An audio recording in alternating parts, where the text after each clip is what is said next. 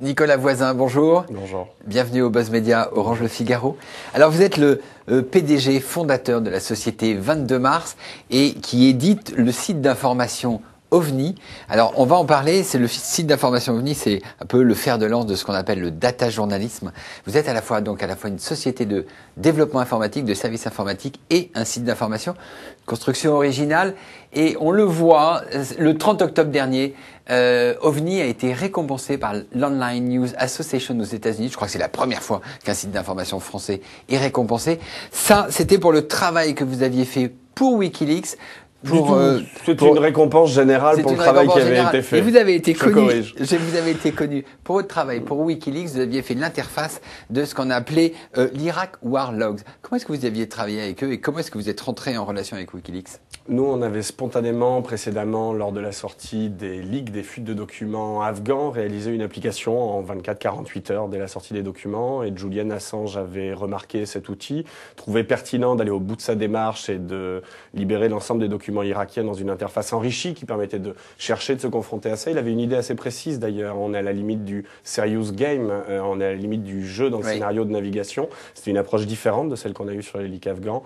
Il nous avait contactés et après les échanges se sont faits par Jabber, par chat sécurisé. Alors, ils se sont faits en Angleterre aussi, à Londres, où s'étaient déplacées nos équipes. Ça démontre exactement ce que vous êtes. Vous êtes à la fois capable de faire une interface, donc c'est du développement informatique, pour sortir des informations, c'est ça. On est un éditeur de presse au sens le plus classique, si ce n'est que notre matière n'est pas du bois d'arbre mais des lignes de code, et on a une économie qui pour le coup est foncièrement originale, puisque notre économie précède et suit notre activité de média.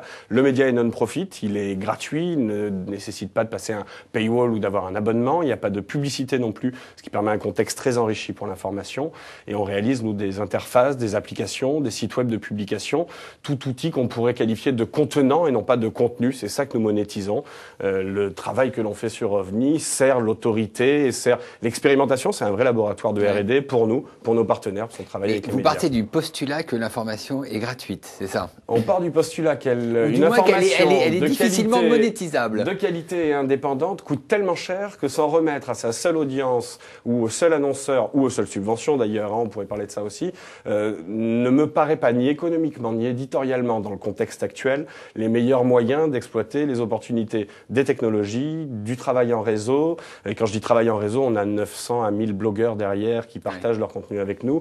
Et la rédaction aujourd'hui d'OVNI, c'est 25 personnes, dont un tiers de journalistes, un tiers de développeurs, un tiers de designers. Et vous réalisez, c'est un chiffre d'affaires de combien à peu près? Cette année, là on a un exercice qui va être de 18 mois, donc c'est un peu exagéré, mais on va faire sur les 12 mois un peu plus de 600 000 euros. On a un objectif sur les 12 prochains mois d'1,5 million. Et on réalise actuellement une seconde levée de fonds. On a ouvert la période de souscription avant-hier. Vous aviez levé précédemment 340 et quelques milliers d'euros avec Xavier Niel, Marc Simoncini, Stéphane Distinguin, Michael Esserka. Et là vous levez 1 à 2 millions. On a un objectif d'1,5 million pour au total 12,73% précédemment du capital, aujourd'hui 15%, donc on va continuer de détenir plus de 70% de notre belle aventure éditoriale. Alors Wikileaks, on a vu que vous avez travaillé avec eux sur les documents concernant l'Irak, là sur ce qu'on appelle le Cablegate, donc tous les documents concernant le secrétariat d'État américain. Ils ont travaillé avec les journaux, j'allais dire traditionnels. Avec ceux avec qui ils ont précédemment travaillé. C'est ces 5 partenaires qui sont les 5 partenaires historiques. C'est au total, on a usage de dire 120 journalistes qui travaillent sur les documents. Et compte tenu de la nature de ces documents, Julian Assange et ses équipes, notamment sous la pression de ces médias-là, mais je pense à juste titre, ont décidé d'égrener la sortie de ces documents de façon à ce qu'ils soient tous, ça a toujours été le cas, travaillés par des journalistes en amont, mais qu'ils ne soient pas forcément tous révélés. Je pense qu'in fine, les 260 000 documents ne seront pas révélés. Là, on en est à quoi? 1%, même moins pas. d'1%. Il y en avait 0,01% le jour de l'annonce de la sortie, quand nos confrères, et on pourrait le signaler, continuent aujourd'hui pour certains, et c'est des éléments de langage qui viennent d'outre-Atlantique, de parler de 260 000 documents. Ce qui veut dire que c'est absurde d'opposer le data journalisme, qui serait sur Internet avec ce qu'on appelle le crowdsourcing, et puis le journalisme traditionnel qui serait pas... C'est une évolution du journalisme finalement. Oui, c'est même une mise en adéquation d'un métier qui est plus que jamais nécessaire, et c'est loin d'être la remise en cause de ses fondamentaux. hein. C'est du terrain, c'est du travail d'investigation, c'est du coup de fil aussi, et c'est pas forcément du mail. C'est des rencontres, mais c'est un travail qui a le mérite de devoir, ou selon nous en tout cas, de pouvoir, on essaie de le démontrer, être augmenté du travail en réseau, du travail à l'heure du web social, du partage de l'information, de la valeur ajoutée que pour présenter, on va faire très simple, mais les lignes de code et le travail des développeurs qui permettent de se confronter sur des temps plus longs, de manière plus implicative, plus en profondeur dans l'information, de penser des scénarios de confrontation à l'information qui sont aussi différenciants pour les médias. C'est une mise en scène, c'est ça. C'est une mise en scène, je crois, vertueuse, j'espère vertueuse. Voilà, vertueuse. La question de fond, quand même, c'est est-ce que on peut soutenir effectivement une initiative et du journalisme qui provient au début du piratage de données, quand même? Il n'y a rien de neuf dans tout ça. Hein.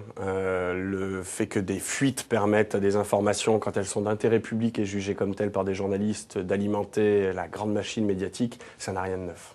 Ça n'a rien de neuf, d'accord. Alors, on avait vu aussi un bel exemple du data journaliste quand le Daily Telegraph avait révélé le scandale des notes de frais des parlementaires britanniques. Donc ça, ils avaient...